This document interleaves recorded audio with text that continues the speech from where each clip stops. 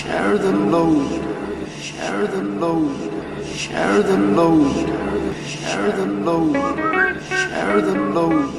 Faramir just wants to play catch with his dad in the backyard, but he ends up catching a couple arrows to the dome. This is spoilers. Poor Faramir. He's alive, right? Oh, Dead? Alive? I don't remember. Almost dead. He's alive, man. nearly dead. He's alive. I mean, he's going to want to wish he was dead, right? Got no dad, really. Yeah, because, Pippin's a doctor. He knows. He's only dead on the inside. He just needs medicine. You just need King's Fold. That's all he needs. Welcome to spoilers. This is episode 3 of Return of the King.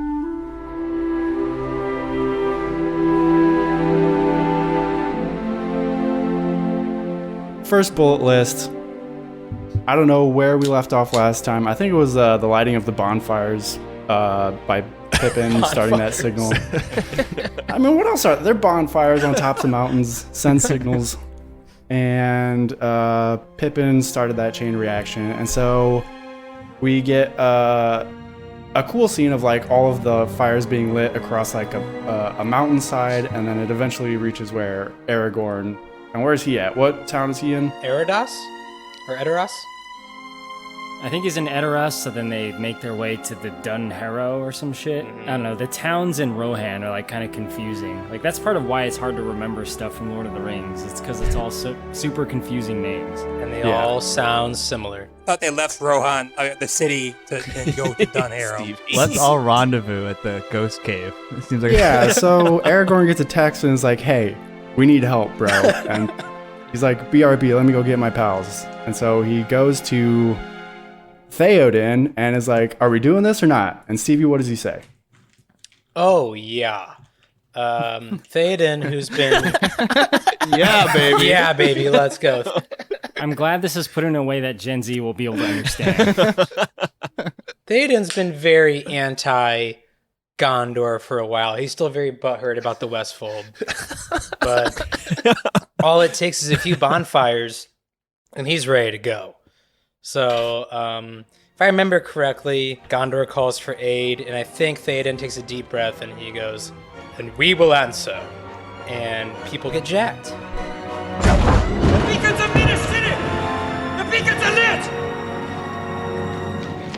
Gondor calls for aid!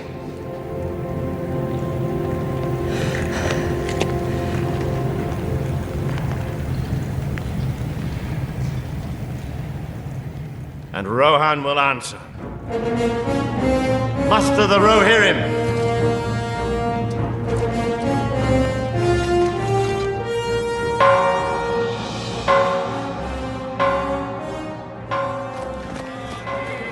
I sent you guys this Ask Reddit question earlier today, and I wonder what you actually think. But the question is something like, why didn't Gandalf just shoot a fireball at that bonfire to start it instead of sending a hobbit on a dangerous mission? I think that's pretty hilarious. The thing about Gandalf's magic, which we actually see a little bit of in this section, is that it's kept like pretty vague and you don't see an overuse of it on screen, or even in the books, they don't overuse his magic. So I think it's like extra special because of that. I'm telling you, refractory period. He's exhausted every time he uses it, every time he busts magic out. He's not really supposed to get involved in the affairs, but he's kind of... He's deeply involved. He breaks that rule several times. Since day one, he's been involved. I'd like to think he has a mana bar. It drains when he uses magic. He's got to drink a potion. But at the same time, it more so seems like the stage has to be set for him, like David Blaine, and the cameras have to be like right at the right angle for him to pull off his quote miracle. Yeah, you can't see the top of his head. What's the max amount of likes I can get if I post this to Twitter right now? Josh, my theory was it was a win-win sending Pippin on that quest. Because if he falls off a cliff, Pippin dies, Gandalf's relieved. Peregrine Took, you are the worst. Fool of a took. And if he finishes it, he doesn't have to use any magic and have a 10-hour refractory period. So he's good to go. Right. It's getting done either way. Yeah. I see how the casual viewer, it's like confusing though, because earlier in this movie, he just says Saruman, other powerful wizard in the realm, your staff is broken. Couldn't he just say, bonfire, you are lit? Yeah. That cost him 2 days of magic. Yeah. It kind of feels like he can choose how much, or he's kind of picky about how big he wants to go for stuff. Because I feel like, I don't know, he later in episode 3 or whatever, maybe I watched a little too far ahead, but like he's warding off Nazguls by his own. I don't think Gandalf has any limit to his magic. Just not supposed to use it that much.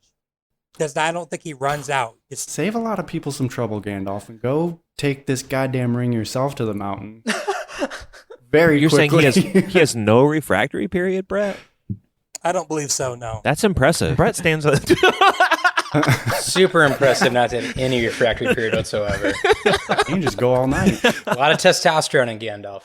Do you guys remember when Brett was talking about Aragorn is like his huge flaw in this is that he's flawed. And now it's like Gandalf should be OP. You love these guys, Brett. They're not all Supermen though, right? Is there a god that Gandalf would have to answer to if he, quote, broke the rules? Like, what is... I think so, actually. Tom Bombadil. Tom Bombadil. Yeah, there's the same person who brought him back. I mean, he in the books when he's in the forest, he literally says that the guys Aragorn, Gimli, and Legolas do not have any weapons that could possibly hurt him, and that literally he says the only person who's powerful enough to stop him in Middle Earth is Sauron. So he does not. He ain't sweating these fools. I mean, isn't the Witch King an equal? No. As shown in this movie. In the movie, yes. And trust me, that if you want to put a list of top 3 things that make book lovers the most mad, that is a 1 or 2. We will. We'll get to it. I mean, that's ahead. Yeah. So I'm going to keep it going. Merry, in an act of pure stupidity, he pledges himself to the services of Theoden. I mean, he's not a fighter. What are his chances here, Pap? Is he dead meat? He's got Faramir's boyhood armor on, so he's got that going for him. I mean, Denethor. Yeah, you said Theoden. Who are we talking about? Because they both pledge fealty. They both. Oh, we're talking about Merry. Okay, Merry pledges fealty to Theoden. Yeah, like the CGI Merry on the horse. If that's any indication of how effective he'll be in battle, we're not off to a good start.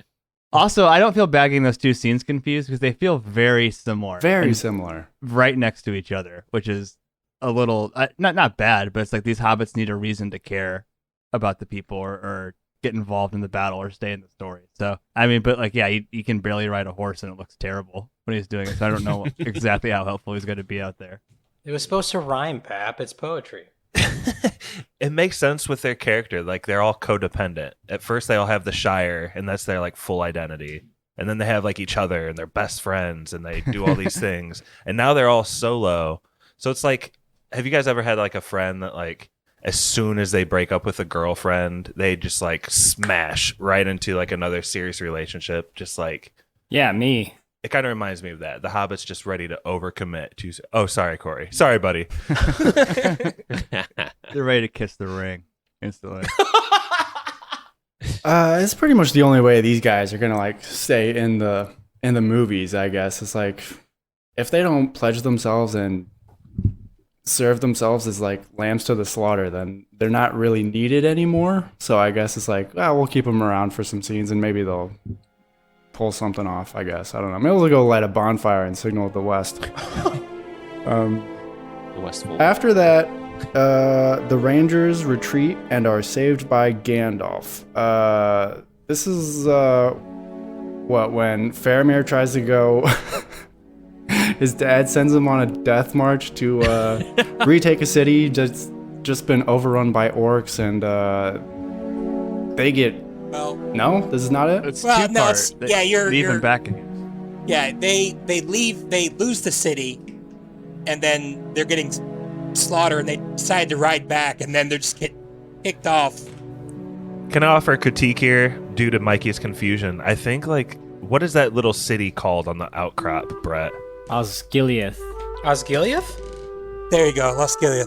Osgiliath, like the scenes where they're fighting inside of Osgiliath, you have no idea what the scale or size of that place is. Like, right. It always looked really small to me. yeah, it's like they're in one hallway, right? When they're in the city proper. It was the crown jewel of Gondor. Yeah, and they talk about it. I don't know if they do but yeah, it's like the last stronghold before you get to the big city. So it's really important, but is it? Yeah, I'm not going to concern myself with the geography of Middle Earth. There's guys fighting in different areas around the place, and they're losing all the time. The orcs are killing everybody, and they retreat and are saved by Gandalf. Is this where the Nazguls come in, or no? yeah, yes. So Gandalf decides that now is a good time. I'm going to use my magic because I feel like it and save these guys. And he ends up doing a great job. He shines light in their eyes with a flashlight, and they go away. And then... That's what I'm saying, man. There was a pretty funny story from the commentary where that shot where Faramir goes, Nazgul, and like pans up and you see the Nazgul. Apparently, before they CGI'd it, there's a giant New Zealand Airlines flight flying exactly where the Nazgul is in that shot. That's funny. And then we have... Hey, Mikey. I'm just going bullet by bullet. Do you care if I ask a question to the group? Go for it. Because I was curious about this. Do you guys think like this movie suffers a little bit of like underwhelming orcness? Mm-hmm. Because like you have This movie as a whole or this section? I mean, this section in general, like when the orcs are storming Osgiliath and stuff like that. Like you're dealing with the Uruk-hai in the second one, which were just fucking badass, to be feared, prominent like orcs. First and second one, yeah. Then you get to the elephant Typhus one. And then you get to like this movie, and like these orcs are like 5'2", barely $150. It just feels kind of like underwhelming orcs. I don't know.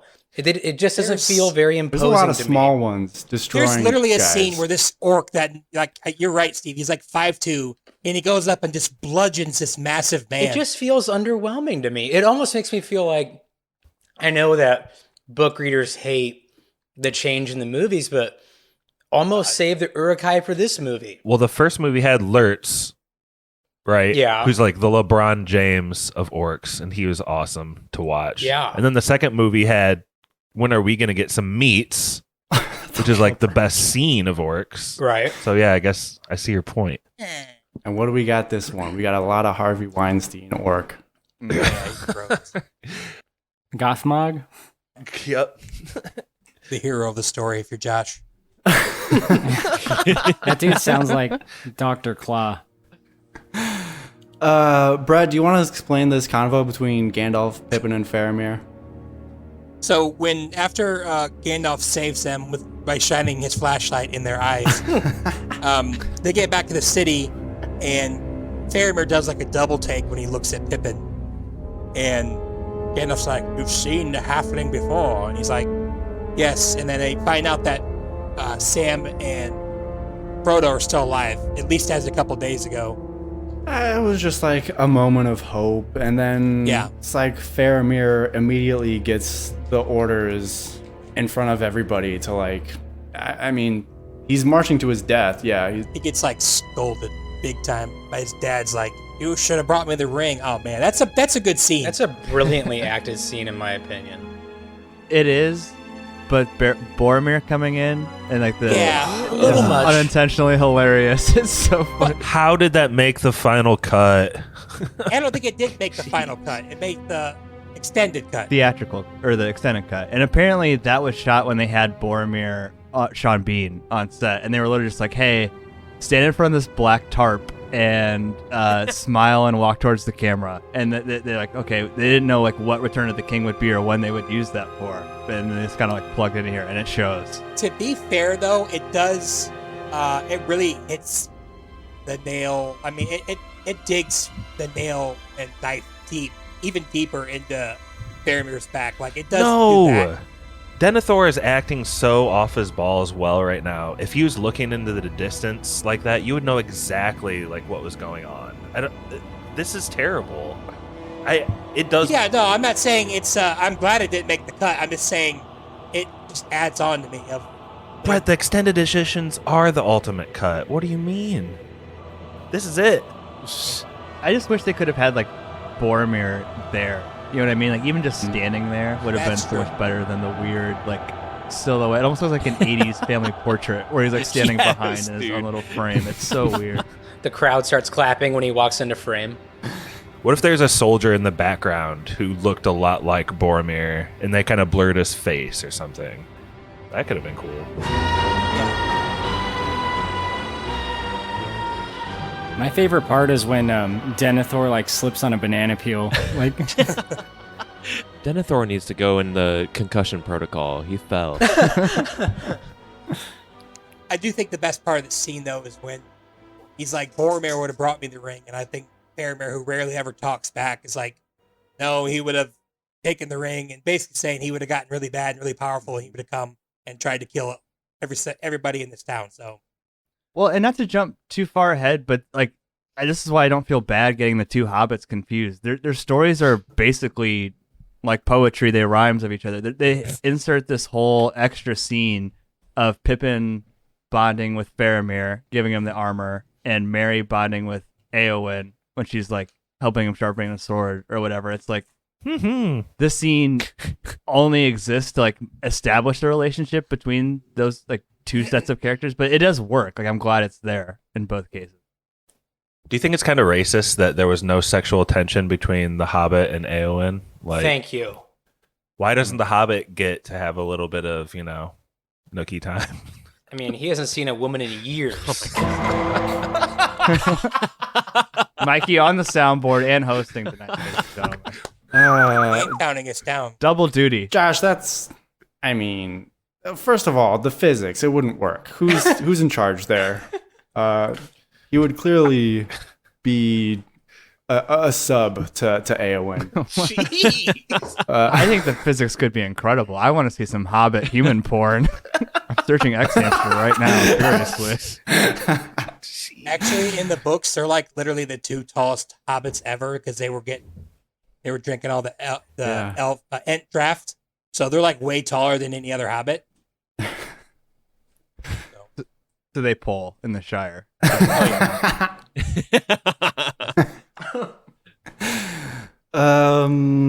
Yeah, so after that horrible conversation from between Denethor and Faramir, he's ordered to go take this orc city back. It doesn't go his way. Gandalf pleads with him in the streets to don't do this. I know your dad loves you, but he still does it anyway because he's I don't know, I guess like even more loyal to his father. He's like loyal to royalty or like loyal to who he's serving, right? He wants to die. No, he doesn't want to die. He's like doing his job. He's honorable and he sure sounds like he wrote a manifesto in here, man. He's like, the remembrance of the city and its wisdom and beautiful light on the hill.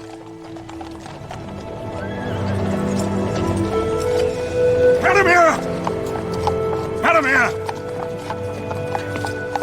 Your father's will has turned to madness. Do not throw away your life so rashly. Where does my allegiance lie if not here? This is the city of the men of Númenor.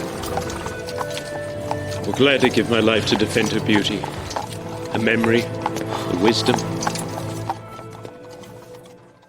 He's rambling for a bit. I mean, we don't even have internet, man. It's not much to fight for here. Go somewhere else. Stream. Yeah. He loses. They all get sniped by orcs. He gets two in like in the belly and the chest, and he's like dragged back on horse. The orcs tie him up and drag him back. Jode, who finds him, and is he still alive? He's nearly dead. Who does find them? Is it Pitt or Merry? I mean, oh man, see the confusion. Don't they just get drugged to the gates? He just gets like flung in there. Okay, yeah, he's just like behind the horse. Yeah, but like all of his friends are standing around him and like pointing. He's dead. So it's like he's nearly dead. I mean, all that to protect like the precious cherry tomato fields. How do we feel about Billy Boyd's song during Faramir's death? A real downer. Yeah, but I think it's a jam. A though. jam? It's a beautifully crafted scene, I A think. jam, Brett? Yeah. I thought he said they don't have sad songs, and that was a sad song. He composed the music himself, and apparently they were all getting hammered at a karaoke night, and they were like, "Hey, this hobbit can sing," and so they let him like sing that song as a total impromptu. I think it works pretty well. The other I'm one with would have been Corey. there who'd have been like, "You are everybody." Lost. There we go. I wasn't sure how Yeah, many people baby. would get that reference.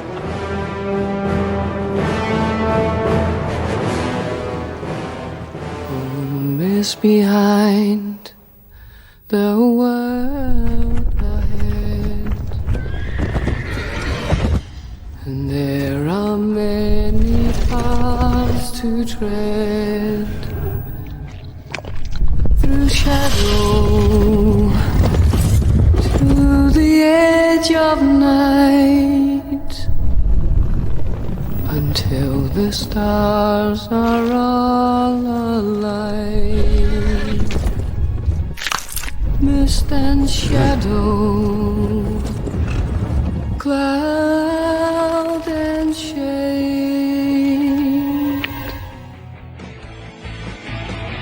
You are everybody. You are everybody. Acting like it's stupid people wearing expensive clothes. I only remember that because those lyrics have never made sense to me, ever. By the band Drive Shaft. Yeah, I don't remember if that was brought up in the show. What a one-hit wonder. Oh, and then we catch back up with Frodo, Sam, and Gollum, and they're on these crazy stairs that go through the pass of Cirith Ungol. I'm reading Brett's notes here. I'm hoping all of this is correct. Gollum is up to his tricksy ways, and Corey, what does he do? How does he trick Frodo into betraying Sam?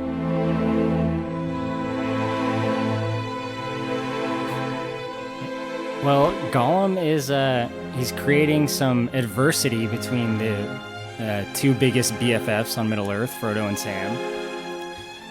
Sam is the way he handles stress is to just get extremely violent, Lashing out, not great. so he has like been beating the shit out of Gollum like mercilessly a lot, and Gollum just ain't having that shit anymore. So while they're sleeping, he tosses away the lambus bread, and he takes some crumbs and he like kind of like sprinkles it over sleeping Sam, like Seasons him. like a cop might do with like some crack at a crime scene. With crack? I wasn't sure if we were allowed to bring that up nowadays. I feel like that came up organically.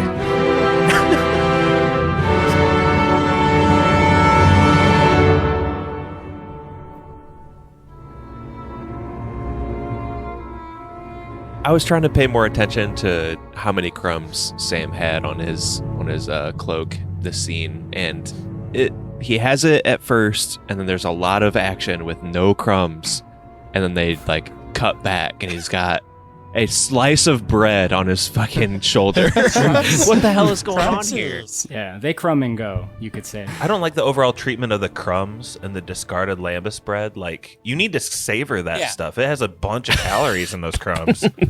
That'll give you an hour. Each crumb gives you an hour, probably. Can I tell a little inside baseball story of spoilers here, super quick? Yeah. 5 years ago, when we recorded the Planes, Trains, and Automobiles episode, we did it at Stevie's apartment at the time, and Brand Mikey new was there. minted apartment. Yep. Brand new apartment, and we got super duper drunk. It's true. And when we woke up, there was a giant mess in the kitchen, cheese everywhere. Cheese I and may have had- crackers everywhere. We don't know if it was me or Mikey. I may have had some crumbs on me, and Stevie blamed me for the cheese incident, but I would like to accept your apology now, Stevie, now that we know it's not definitive. It was me. Don't listen to him, Stevie. Here's the best way I can describe it. When I woke up, I went to the kitchen. It was like someone had tried to build Minas Tirith out of cheese and crackers. I shit you not. We don't know it was me. There's no way to know. The white tree. Didn't you wake up on the kitchen floor, or was I misremembering? Listen, Gollum Mikey planted me there. That's what I'm saying. He's lactose intolerant. You did it. Corey, I don't know why, but this scene kind of like always reminds me of you when I watch it now because we did a heavyweights pod. And my favorite part of heavyweights is when on Parents' Day when they go to see Gerald Garner, age 11, 141 pounds, and Jeffrey Tambor goes, "You look good," and he looks at his wife and he goes, "Hasn't lost a pound." Like that's the way I feel about Sam in this scene. Just brush the dude off him. Corey, I also think of you because it's the scene where they have the close up on Sean Astin's mouth and he's like, "Carry the load." Share the load. Share the load. And I know you love that part. You say that all the time. That's one of my all-time most remembered Lord of the Rings lines. Also, I'm glad, and I know we breezed over this, but I'm glad Denethor eating the tomato has become a meme because that stuck with me from the very first time I saw this movie in theaters too. But share the load is a good one. I searched for share the load memes, and let me just say, don't do that because it's exactly what you might think. Oh no.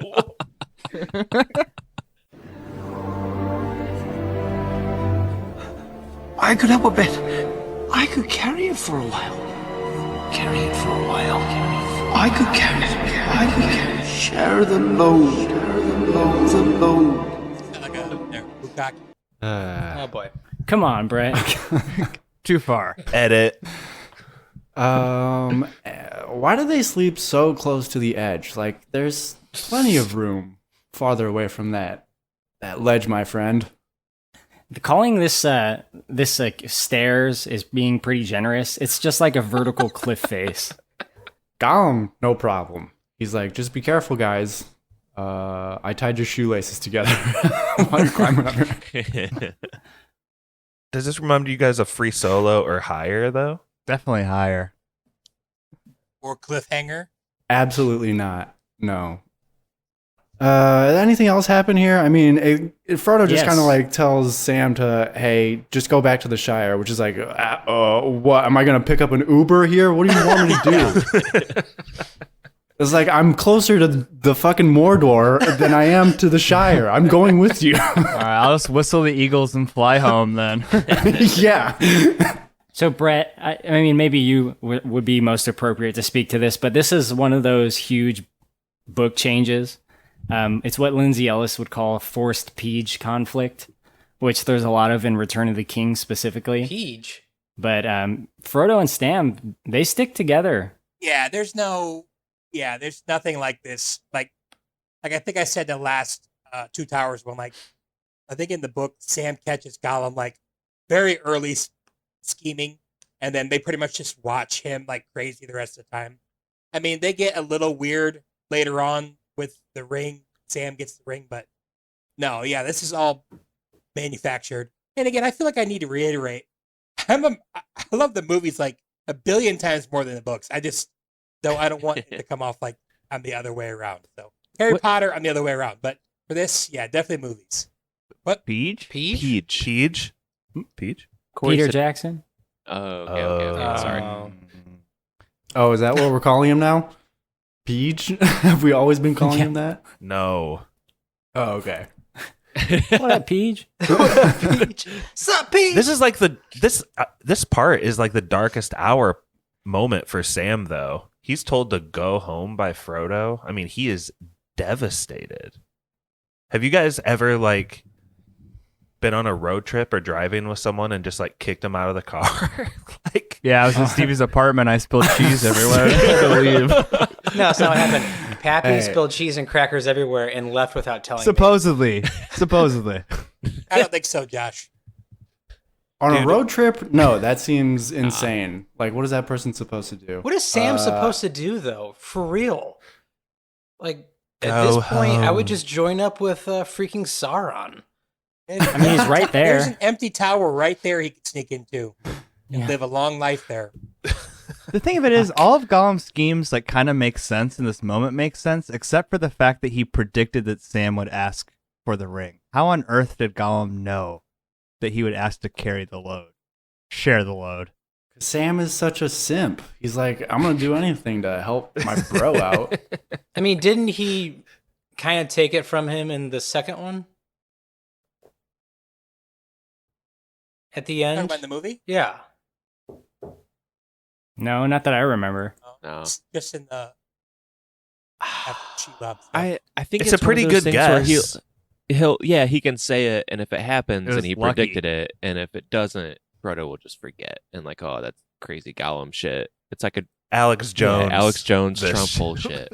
Okay, but it happened 5 minutes later. It's not like he predicted something's going to happen the next 10 years or Whoa. whatever. It was very fortuitous timing.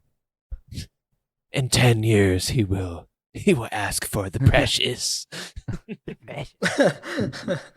Anything else here? No.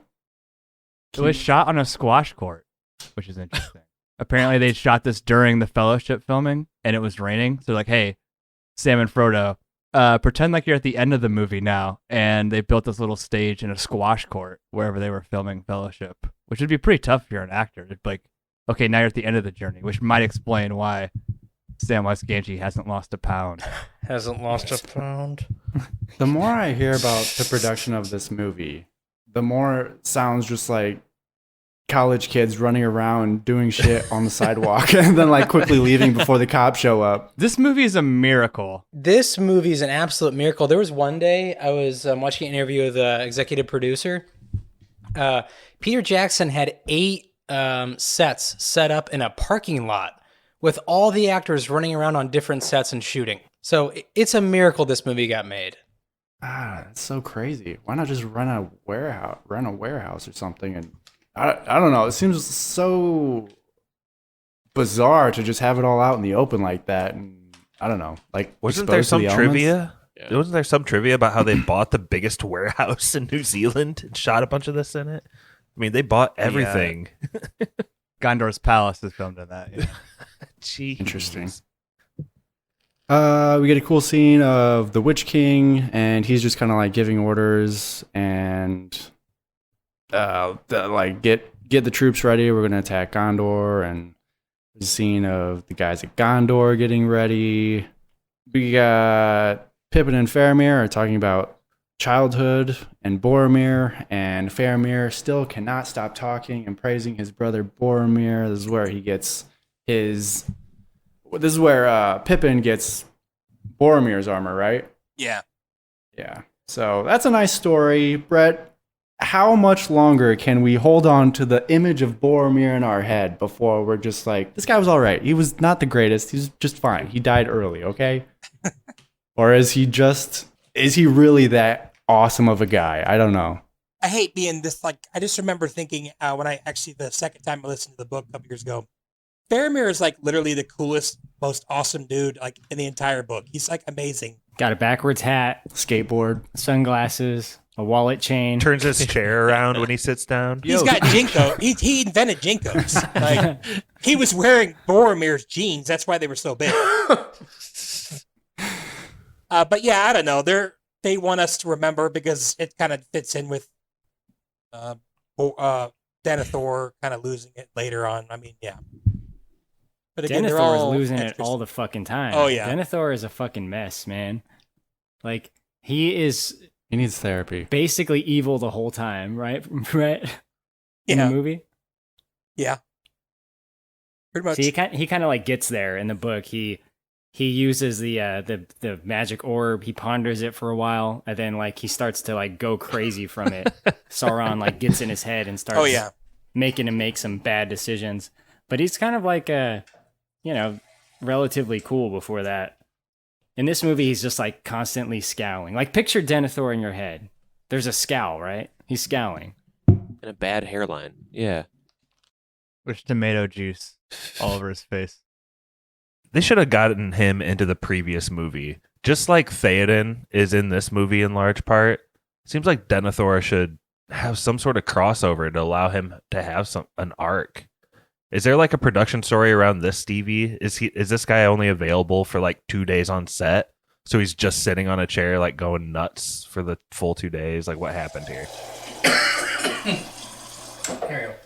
I think Stevie's choking in the background. So. I think it's more of they probably couldn't fit all of the Two Towers in the Two Towers movie, right? I mean, even though he's not in the Two Towers, they didn't have room the bandwidth to fit in another character to set up for the third movie. Which is The whole first half, the longest. whole first third of this movie is just the coda of the last. But a couple of scenes would have gone a long way, right? To show him maybe as wise and good, and then it's Dude, like a turn if you're gonna- that he's bad here or something. You can't complain about planting and payoff in the Lord of the Rings series. Where are the eagles? Like, why do they just happen to show up at the dead cave, the cave of the dead soldiers? You know what I mean? It's like things just kind of happen. New information is constantly being presented to us in this story. We have a mad steward holding the place of a king who isn't at the throne right now, and Pippin's big brain idea is to like, I'm gonna pledge my allegiance to that guy. I was just with his dead son. I was there when he died. This is the only way I know how to repay you back. And he's an idiot, and he's kind of just like Denethor's jukebox for a scene. And Stevie, how great is this song by Pippin? It's fucking weird, man.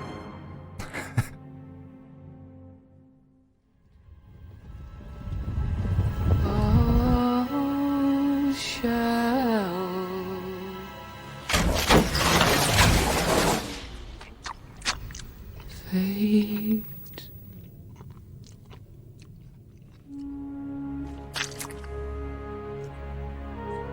don't like it? I like it. I think it's beautiful. It's eerie though. It's not a jam by any means. But I mean, it's not exactly a party song, is it? You don't think his song is worthy of Denethor's court? It's like Needle in the Hay. It's like Elliott Smith's song, basically. God.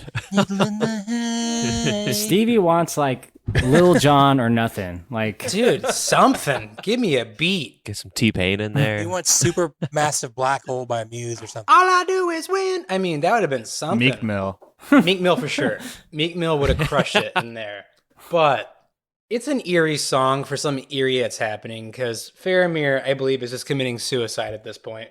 So, also, when you match that eeriness of the song with fucking cherry and tomato juice coming out of Denethor's disgusting mouth, it kind of works. right. There's like three things happening at the same time. Like the event of trying to take Osgiliath is played like very beautifully in slow-mo, like kind of like warriors on their last ride. And then Pippin, he's like mourning them already. Yeah. Right? So you got like the sadness of him. And then you got like just the evil oozing out of Denethor, like the one that has like perpetrated this whole series of events to happen. So like you got all three at the same time, and it's just good, you know. There's no dialogue or anything other than the words of the song, and it's I think it's a great moment of the movie, one of the best. There's a fourth event happening at the same time, and it's Gandalf sitting by taking a rest, okay? He's doing nothing. He's very tired. He's like, I can't use magic right now. I'm in my refractory period. Blew my load too quick. Yeah, I can't help Amen, out. Gandalf. Amen. Wipe out all of these orcs very swiftly. It's like when you play a caster in D&D and like you use a couple spells, you're like, all right, when are we going to rest? All right, we're going to rest now or what? Let me get my spells again.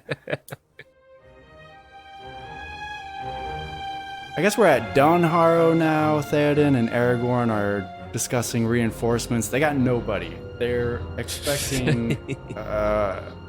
Theoden was like expecting a bunch of people to come by, and none of his friends answered his text message. He's very upset because he like has less than half the guys is what he was expecting, right? And I think New village, who this? yeah, he's. I don't even understand what their plan is supposed to be. But Aragorn is like, this doesn't look great, Pap. What is the plan, and what do they see like in that forest? They find a new trail or some sort.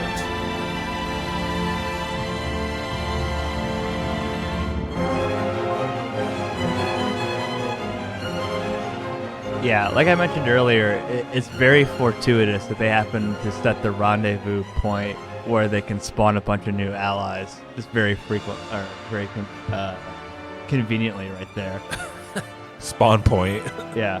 So that was an interesting thing too, listening to the commentary. So like, you know, when you see like the Ghost King or whatever in the cave.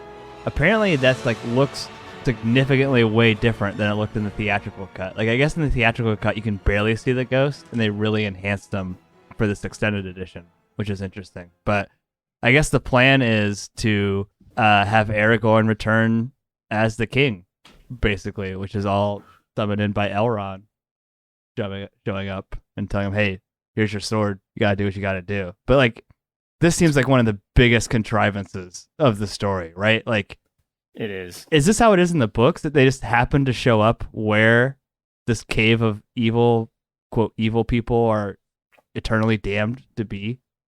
Is there a little bit of fate that's tied into Lord of the Rings? Is that a theme? It's like the Boondock Saints. It's divine intervention. Yeah. I don't remember. I thought Gandalf had mentioned to him that you need to get these people, but I don't remember. Corey? So Aragorn is like hanging out with all the rangers at this point. So we don't see him in the movie, but in the book, the other rangers are with Aragorn and they're kind of with the Rohirrim, but they intentionally deviate off course to go seek out these undead beings, which were never super clear to me. We'll talk about more about it later, but if they were like zombies or ghosts. But it's more Aragorn's idea, and he goes off course. He kind of goes his own way to do it. I think in the movie, the reason they have it so close physically to where they are is just so that we can get like some dialogue that explains what that is, where that leads, kind of allude to the mystery of what's that way. Yeah, but in all of Middle-earth, it's pretty fucking fortunate that these two places happen to line up at this point in time. Yeah, without a doubt. What you guys don't understand is Middle-earth is a very straight country. It's just one path. Everybody goes up and down the same path. That's what I'm saying. Middle-earth is flat. What is it? What do you see? I see shapes of men. And of horses. Where? Pale banners like shreds of cloud. Spears rise like winter thickets through a shroud of mist. The dead are following. They have been summoned. The dead? Summoned? I knew that. Very good. Very good. Legolas! I'm having a hard time reading Pappy right now. Like, I feel like earlier you were saying, like, get over it, Josh. There's no planting payoff. That's just what it is. But, like, that's not great filmmaking. Other movies that we see just things happening we don't necessarily like. So are we giving this a pass because we've been brainwashed by like the last 6 hours of this and we're on hour 7 now? Or I mean, where are you standing with all that? That's where it gets tricky, right? And I feel like that's where you need to kind of compare what the choices that the filmmakers make that deviated from the books. As monotonous as that can be to talk about, but like if they left out the whole scene where they're intentionally going to this place, that's kind of a bad choice from a filmmaking perspective. But I mean, I don't know, Brett, Corey, you've read the books. I feel like information is just constantly being doled out as they're going through this world, right? So I mean, to some extent you're beholden to the source material, but if you make a choice like this that doesn't make any sense, it's not a great choice. I think you could say in the movie, like in terms of like the path of the dead being so close, like that's just like the road to kind of get there. And then once you're there, you even have to continue to travel. So it's like, I mean, it's just a path to them. It's not like they're supposed to be right there next to them. Although we do see it the is. ghosts The show horse, up for a second. The horses are freaking out because of the shadow of the mountain. This is like the spot. This is like a haunted area. There's 6,000 people, so they're like in a pretty big area as well. But I would also guess that like probably the orcs and stuff are staying pretty far away from that spot if it's like a haunted mountain. I don't know. It seems like it would be a relatively safe spot, but it's also a huge area. Dude. There's 6,000 dudes. The orcs love that shit, first of all. The orcs would love the fucking ghosts. No way. They love that feeling of just being on edge. They're so scared. Oh man, that'd be like Jordan and Pippin. Unstoppable. Pippin and Merry. Yeah. I mean, does Aragorn know that, like, he's got to know that, like, he that power of controlling the dead army is like, he has that in his bag, right? He has to know that, right? That comes with the territory of being the king? Or no? He clearly knows of them because he calls them murderers and betrayers. He's talking to Elrond.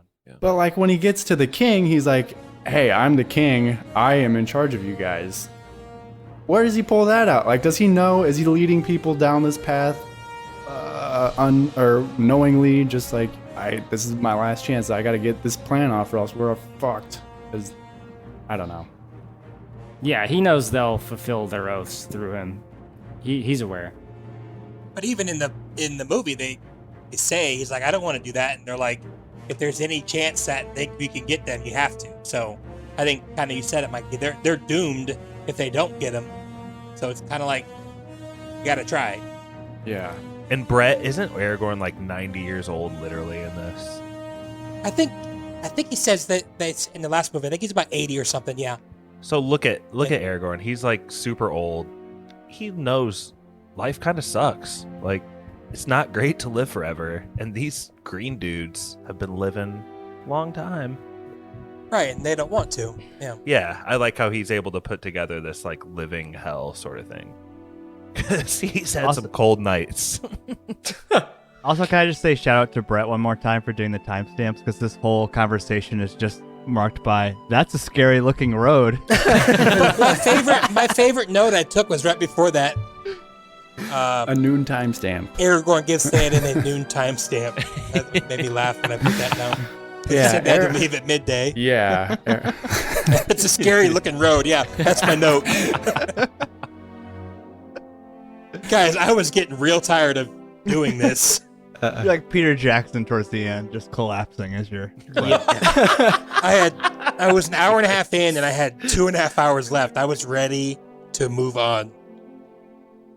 I mean, that's pretty much the end. We can talk about this Arwen and Merry. He's getting his blade or whatever. It's not sharp. And Éomer. He just kind of like, he doesn't make fun of the Hobbit in front of him. I can't tell. Is this Merry? Yeah. But he's just like, this guy's gonna be useless to Éowyn. He's like, he's as good as dead. He doesn't really got any fight in him, and Éowyn kind of sticks up for him a little bit. But I mean, let's be real. We can't expect much from this guy, even if he is the tallest Hobbit in the Shire now. But he's also double speaking here. I feel like talking to Éowyn too. Like, hey, you're not a man. This Hobbit's not a man. Oh yeah, they're both having a thinly veiled conversation about women, just people in general, sending people. Yeah, for sure. But like, I mean, he doesn't know that. He's like, or she's like still hiding the fact that she brought her sword and stuff. I think still, and yeah, because she hides her identity later on. And then we get Aragorn and Elrond. They speak about Arwen and the upcoming war, and then that's where he gets. Aragorn was so bummed that it was Elrond and not Éowyn. Oh, they Or try Arwen. to trick you so bad. Like, Yeah. I'm like, yeah, that looks like. Man, I obviously knew who it was, but yeah, they definitely want you to think it's Arwen. Her little pre-war nookie.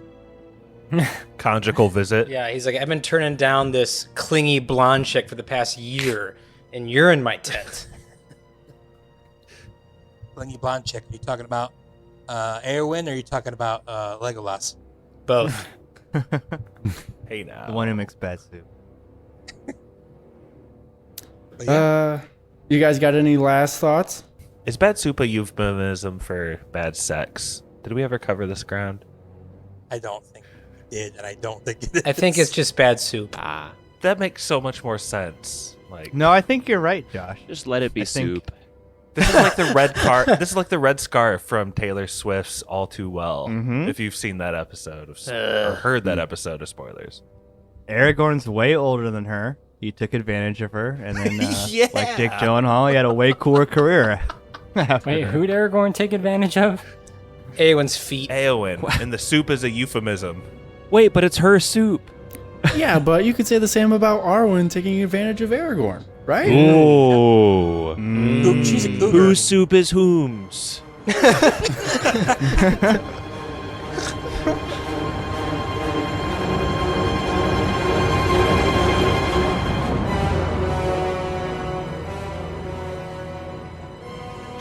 Joe was right. It's probably just better to move on.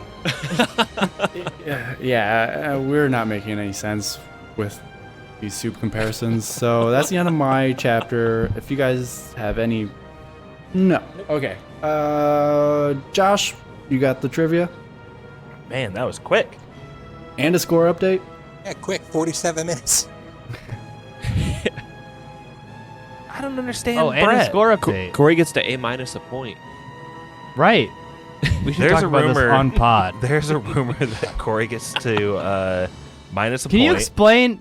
No, Josh, for the Josh, listeners, these are can you your rules, explain okay? the rules? What are the rules so that way the listeners can follow along? Sometimes people get to minus a point, sometimes they don't.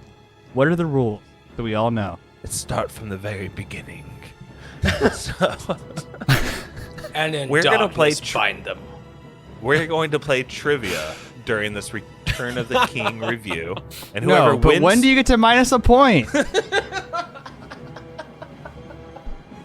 When I want you to. I didn't want that to happen the second episode. Okay, I'm there sorry. it is. Good. I'm running trivia. I don't have an opportunity to win. Right. There's got to be kinks in the game. We will do that today.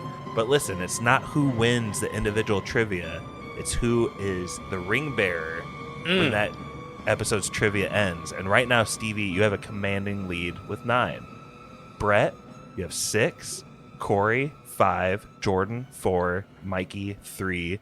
Which is a dangerous spot for you, Mikey. I hate to see it. And Pappy, you're all the way in the back with 2. Right where I want to be. The Gollum. Moving day. Now, Right where let's you're get to gonna be. Corey's portion where he subtracts a point from someone. He ain't the ring bearer. No, he's So Stevie gets to subtract a point? no. I just already did. I didn't want to do that 2 times in a row with Stevie, and you guys tried to like strong arm me after the episode last time. Now I'm standing up for myself. I'm running trivia. This is the point. Why did we all agree? So, I mean, there's got to be a vocal record but- of that. We'll get the audio on I don't that. understand Don't why worry. you guys would be so keen on Stevie giving you a minus point. Like it makes no sense to Because me. we all dream Steve- of being the ring bearer someday and getting that Stevie already privilege. minus the point. It's Corey's turn to minus a point here. It's He a ain't the false ring bearer. hope. He's not the ring bearer. It makes no sense. Man, I gotta pee so bad. Let's I thought it get was the going. individual winner. Okay. Maybe we can just wait for Brett then. Oh, it's not individual round. Brett, go pee. Okay, This okay, is where okay. the All right. confusion comes from. Sorry, I was gonna wait, but No, this is No, too go much pee. on-air admin.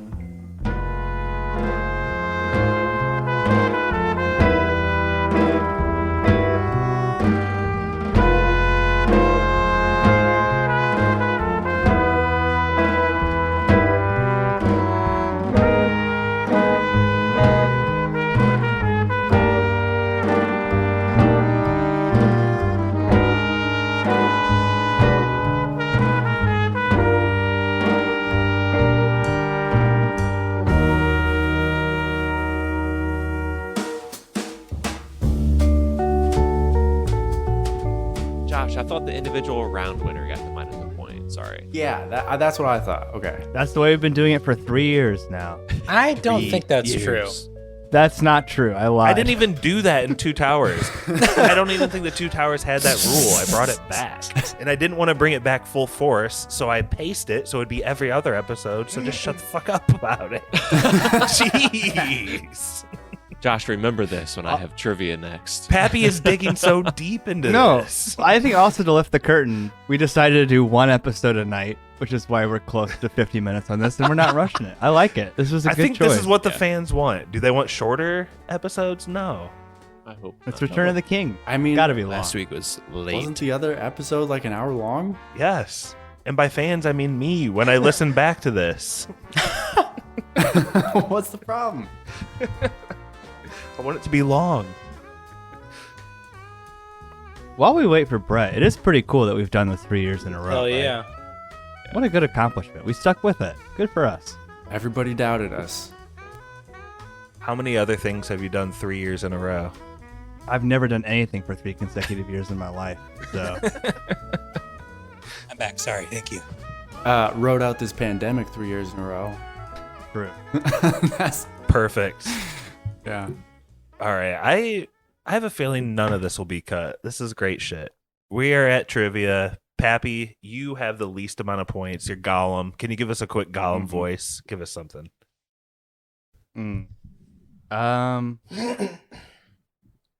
Pappy has the least points. Oh, brother, this guy stinks! Pap, you can do better than that. That's literally the best I can do.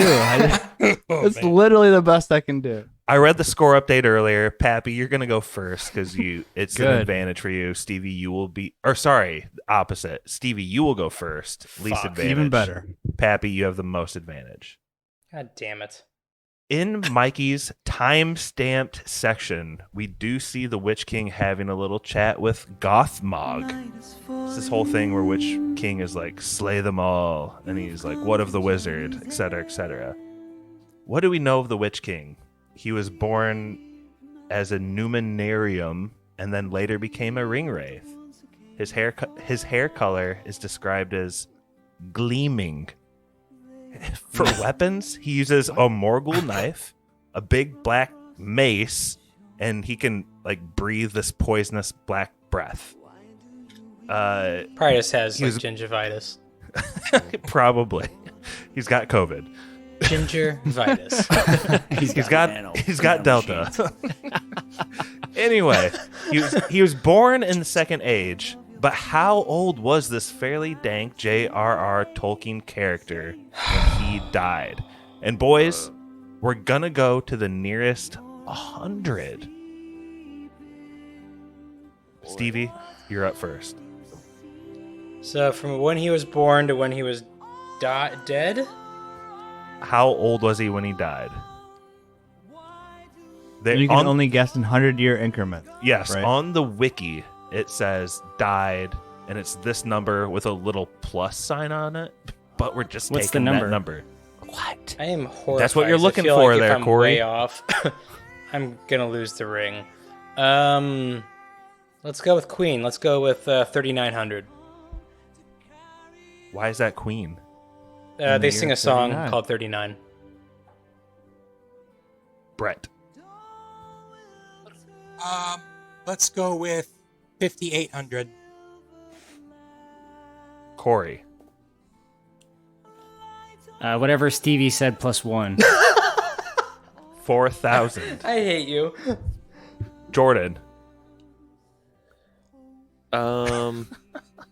Wait, so Corey's guess is 4,000? 4,000. Kind of. I'm gonna go. Damn.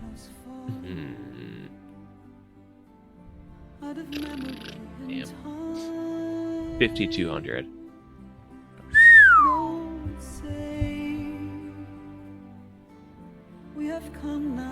My turn?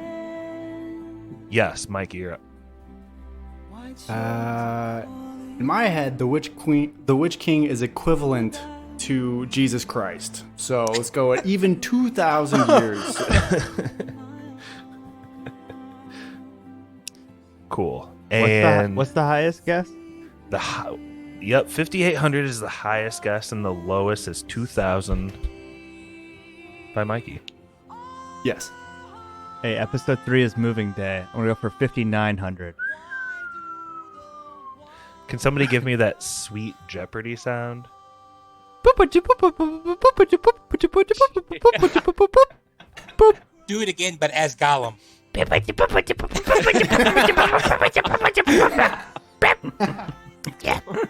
There's so much slobber on my microphone right now. God, Pat. My brain is still taking that in. Give me a sec. Okay. Unfortunately, I think for the listener and what we all want to see, this might be a bit of a case of the rich getting richer. I gave you a sweet hint when I asked how old is this fairly dank J.R.R. Tolkien character when he died. Oh. The answer is 4,200. 200. Ugh. Corey, you take the top spot. But guys, guess what?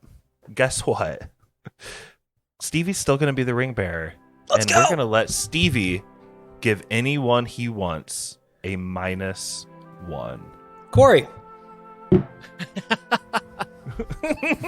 you want to think about it for any time period at all? Oh, okay. I'm your biggest threat because I just pick something close to what you pick. I know. That's why I know. I'm going to ride that out this whole movie and see if it works for me. That pretty much concludes trivia, though. Stevie's still in the lead. Brett falls to third, I think. And basically, Mikey and Pappy right in the mix there at last place, though. Gollum, Smeagol.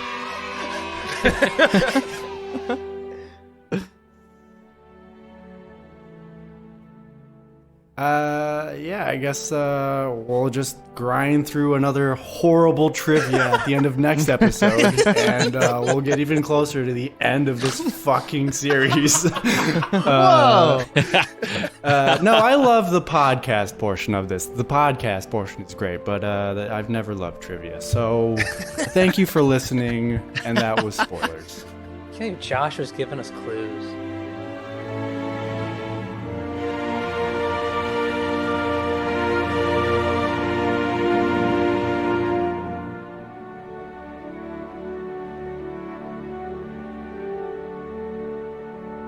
Special thank you to our patrons: Nick, Brother Brian, Matt Troll, The Meg, David, Nurse Stacy, Druid King.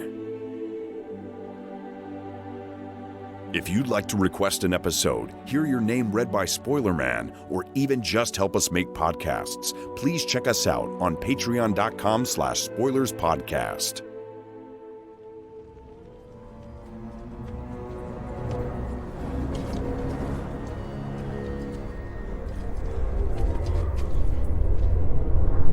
Who enters my domain?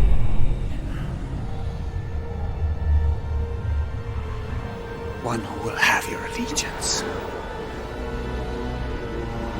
The dead do not suffer the living to pass. You will suffer me.